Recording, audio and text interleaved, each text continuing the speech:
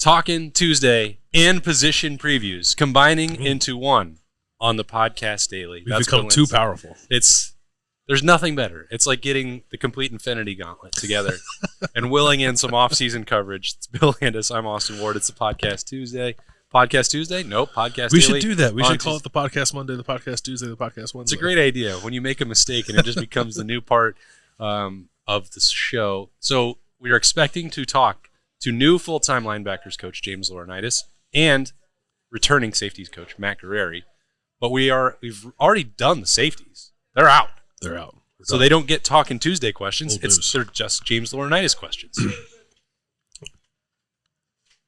Do we need we have none. No, it's like how many times can we talk about No, you have to do it. You have to do it. It's the Sunny Show. I do. It is nice that we are going to get to talk to the safeties coach and the linebackers coach about Sunny to figure this out, right? And I don't know. Like, I don't need to hear necessarily that he's like definitely playing linebacker later on Tuesday. I guess I want to hear like extrapolation on what Ryan Day had said a couple weeks ago. Like, yeah, we're thinking about it. Like, ultimately, it's up to Sonny and how much he embraces that. And I think we all think that Sonny probably does embrace that. I went back and listened to some of the stuff that it was actually Doug who asked him about it in October. I think it was last October, last November. I can't quite remember. But Sonny was thinking about it then. So like clearly, this would not be a surprise to him if they ask him to move. But just the vision for that, like what does James Laurinaitis see in Sonny Styles that he thinks will make him a good linebacker?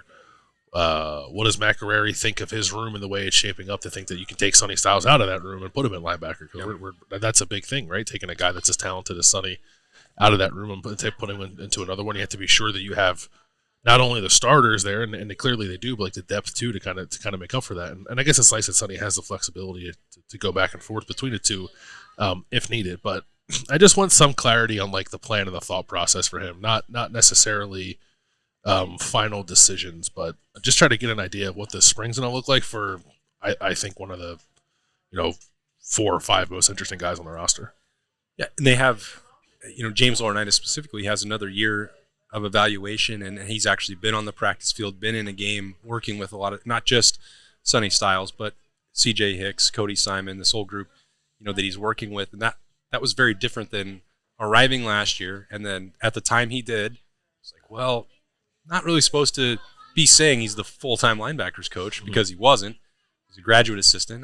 Is he actually leading the group? Well, that wound up being the case, but he came in from Notre Dame, and he came in without a lot of preconceived ideas and a blank slate about what these guys were going to do for Ohio State and how it was going to work. And he also inherited Tommy Eichenberg and Steel Chambers, so it wasn't imperative. He had a couple entrenched starters and a veteran in Cody Simon. Like, didn't have to spend a ton of time worrying about Sonny Styles really at all.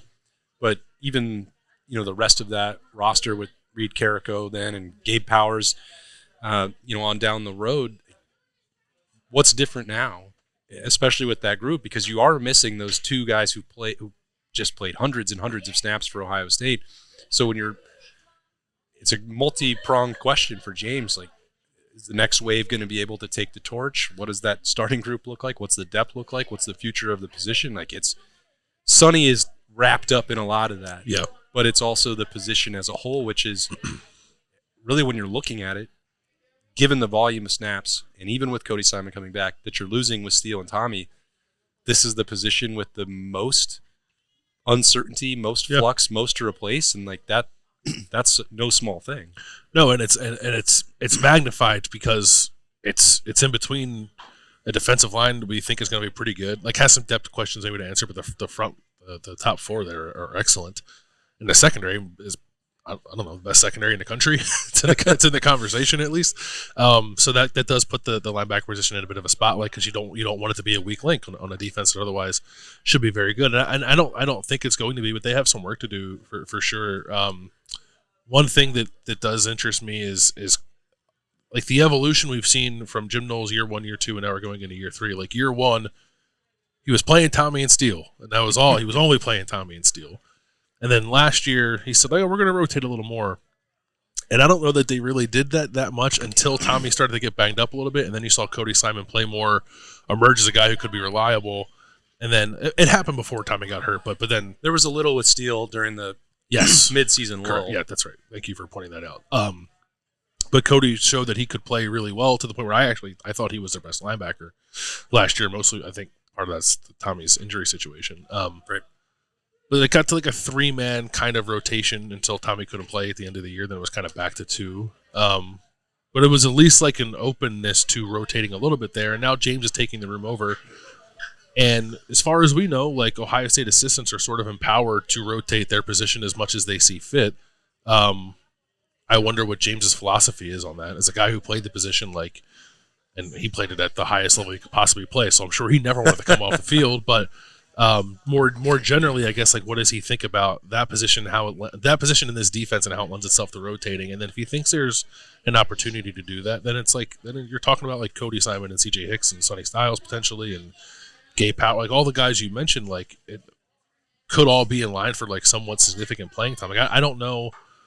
As we sit here right now, like, do we think that any of the linebackers that they have at their disposal are going to play the workload that, like, Tommy Eichenberg played in 2022?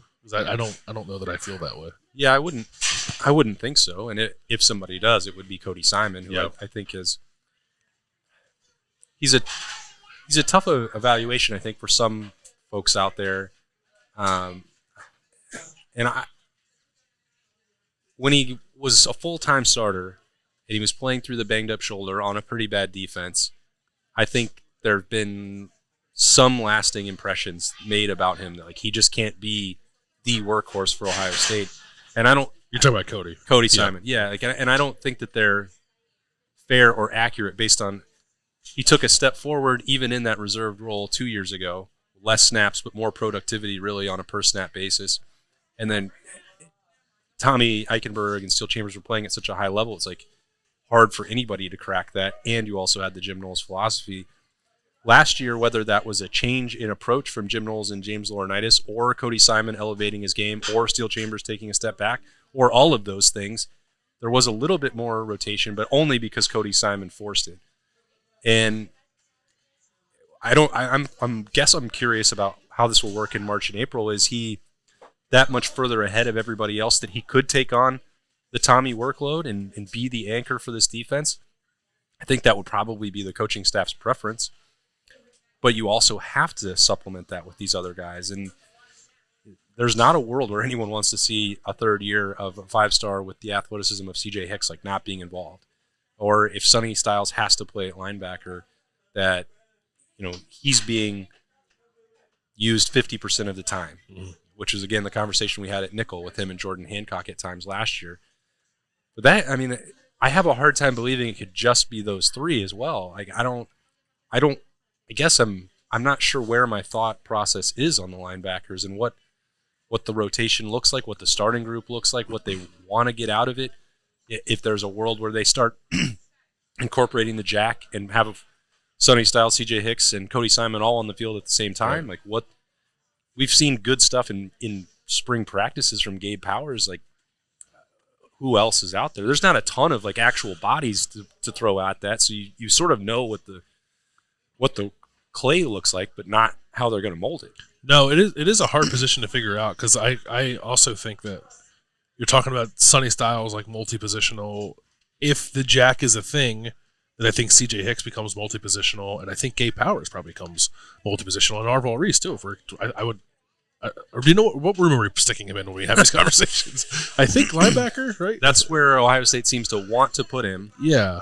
And there was maybe in a different world where Jack and JT don't exist, the need at defensive end is different, and Arvel Reese lives there. We saw him in the start of August go there, but I do think that James Laurinaitis views him as a linebacker and wants him at linebacker. Yeah, that's what they recruited him for, which I get, but like sometimes nature says otherwise, and he's going to grow into a guy that is more suited for defensive line. But that's just like the room. If we put Sonny in the room, and then the room has 4 guys who like might be defensive linemen, then you start to run out of bodies rather quickly. It's like you got Cody Simon, and then it's like Peyton Pierce and what's Cade's cousin's name?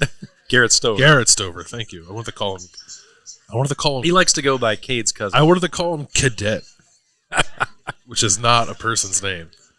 You had most of the letters right. I had some of Cade's and some of Garrett's, but more of Cade's, and that's not good. It's a really hard position to project, but I don't think that's a bad thing. It makes it incredibly interesting. But if you want to tell me like 4 different iterations of like a starting combination, I'm like, yeah, I can see that happening. Right? It's a little weird that way. Yeah. For a position that's only going to start 2 guys and may not play more than 3, it should be more easy. It should be easier to project it forward and be like, that's exactly what it's going to look like. And I'm approaching spring ball like I did last year at safety, where I'm just like, I don't know. I don't have any idea. Yeah. I know all the names, but I don't know the right configuration. I don't know the end goal. I don't know if there's going to be a schematic change with the way they use them. We've heard for 2 years like, the jack is a key part of what Ohio State or what Jim Knowles wants to do, and it's really they get into the first day of spring. I was like, well, we're not even going to install that. Like at some point, you're going to have to, whether Larry Johnson wants to coach it or use it or not. Like if that's what Jim Knowles wants the defense to do, and you have recruited personnel like that, C.J. Hicks, Arvell Reese, Mitchell Melton, that's like pretty much the only way that they're going to get used at the level that you would have thought as recruits. I wonder if some of this could become like situation specific. For instance, like I think pretty highly of Cody Simon and thought he played really well for Ohio State last year, and think he'll play really well for Ohio State again this year. But I didn't love when he was on the field on passing downs. Like I remember the Notre Dame game a couple of times, with the ball just like getting thrown over his head to Mitchell Evans. But the times, as you mentioned, like we've seen like Gabe Powers show up in open practices. I feel like that happens a lot in like passing periods. Mm-hmm. And I think that could be less of like an athleticism thing and more of like a spatial awareness, like understanding route concepts kind of thing. If for me, maybe Gabe Powers just does that a little better than some of the other linebackers in the room. So like, could you enter a situation where like, on rundowns we're playing CJ and Cody, and on passing downs we're playing Gabe and Sonny, and like mixing it up that way. I don't know. Maybe that gets too convoluted, but I think it goes in hand with a lot of what we said about this defense through all these conversations, through a lot of the conversations we have in the offseason. You just have a lot of talent on hand and guys who can seemingly do a lot of different things. And it's not always in the same individual package like a Sonny Styles, but there are skill sets that you can like pick and choose from within the defense and tap into that depth and get really creative with what you do, both schematically and personnel-wise. And I don't think the linebacker position is immune from that. In fact, I think it could be, other than safety, the one where you maybe embrace that the most. So I'm just really curious to see where they go with it. Like again, spring practice feels like we want answers like day one, and I've definitely been in that position before. And right. I try to temper it, so I'm not necessarily looking for that. On Tuesday when we talk to those guys, we're on the first day of spring practice, but it does feel like there's a lot to sort out with that position. Yeah, I don't view it as a problem at all for Ohio State because they have the personnel to get it done. I view it as a problem for me wanting to be able to understand it, to explain it to others and to myself, so that I know what it's going to look like 6 months from now, because I am always so impatient. I wonder how much James Laurinaitis will talk about what he's learned from year 1 to year 2 in the profession, now year 2 to year 3, where there was a lot more responsibility on his plate. Sometimes Ohio State is like, maybe don't say if you're a GA that you were the actual position coach. Yeah. Don't talk about some things that aren't necessarily supposed to be the way the NCAA rulebook aligns them. So I wonder what that balancing act would be, what he learned. You might not talk about how active he was in the room, but we know that he took a prominent position and was really important to Ohio State with their linebackers. And then he had to go through basically 2.5 months of like poking, prodding, evaluation, going on the road for the first time extensively as Ryan Day thought about what to do with the 10th spot before awarding it to him. What he thinks about his future now compared to a year ago, what he learned about, being in a room, first time with a lot more maybe responsibility on his plate, and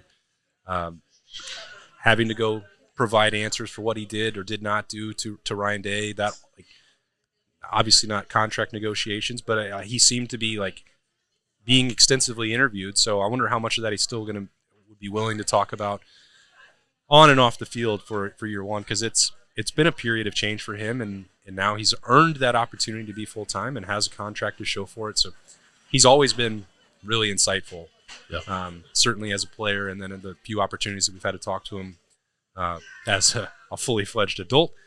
But I'm pretty curious about that part. Yeah, no, I am as well, and I also wonder too when you're in a position he was last year, which is your GA, you're the de facto linebackers coach, as we've said, but like Jim Knowles is still around and like still has the title of linebackers coach, right? Are you 100% comfortable doing that? Like, did you do everything you would want to do as a linebackers coach? Did you feel empowered to do that, or was there like still kind of a weird in between because of that dynamic that now doesn't exist because you are the linebackers coach and Jim Knowles is a defensive coordinator detached, at least officially, from any position. We'll see if he becomes the jack coach or not. I think that could be a good use for him, but it's, Ryan Day, like I said, like empowers his assistants to run the rotation. He also, like, I don't know, kind of lets them do what they think is best for the position. It's not necessarily like, here are the parameters for Ohio State, teach it this way. Like, he does allow them to put their little own kind of spin on it. At least it seems like that way to me. And now James has the opportunity to actually do that. So then now, what does that look like? And maybe how much did he feel like he could have done that last year, or if it was still, you're not both feet in necessarily. So did you have to pull back a little bit from that?